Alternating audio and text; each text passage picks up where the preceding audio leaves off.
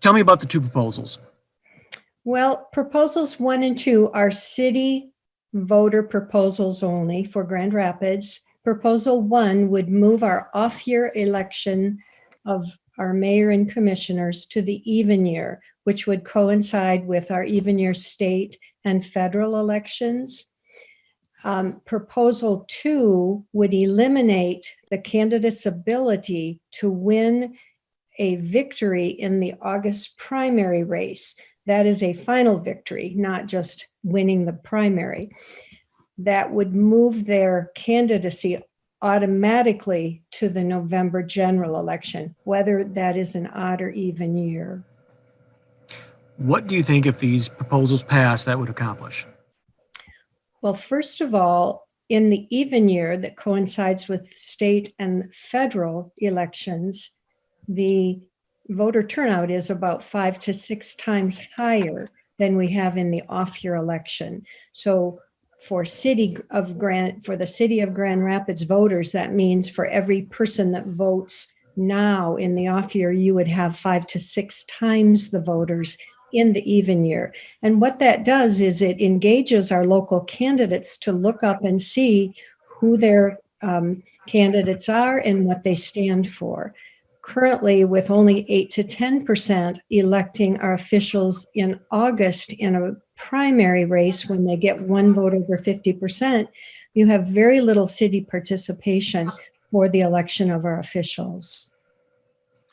One of the knocks against this is that if you, specifically on moving to even year elections, that reduces a candidate's ability to raise money because they're competing with, in one year it'll be the gubernatorial race, and the next it'll be a presidential race, Senate races, House races, larger races.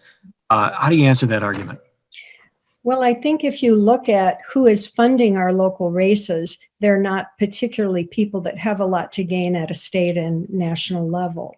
They are organizations here that have an established relationship with candidates that have been in power, and they want to keep them in power. So to say there's just so much money to go around, then we need to look at who's funding those campaigns in general. And they're businesses, they're unions, they're special interest groups that have a lot to lose at the local level. So I don't think that's a very valid argument. Evaluate your opposition to this. Who's opposing this, and how do you hope to counter that? Well, the people in power have a very easy reelection and a lock on power. The first unlock on power was in 2014 when our group did term limits, and that passed. So now they have the ability to stay for only 2 terms. That was an overwhelming issue, and it is nationally. People are for term limits. If we move to the even year election cycle, that forces people to be engaged in their local elections. So I think that unfortunately for those in power who have an easy reelection, it's going to be more difficult for them to just skate into a seat or retain a seat.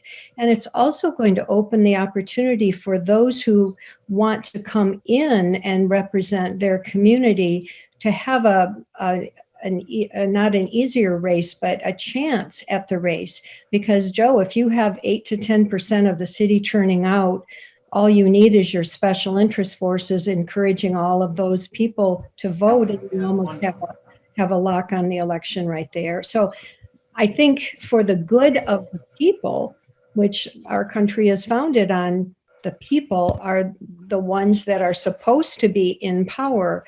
For the good of that, we need to vote, and we need to know who we're voting for, and we need to have successful voter turnout for that to be a way to run a city or a state or a country.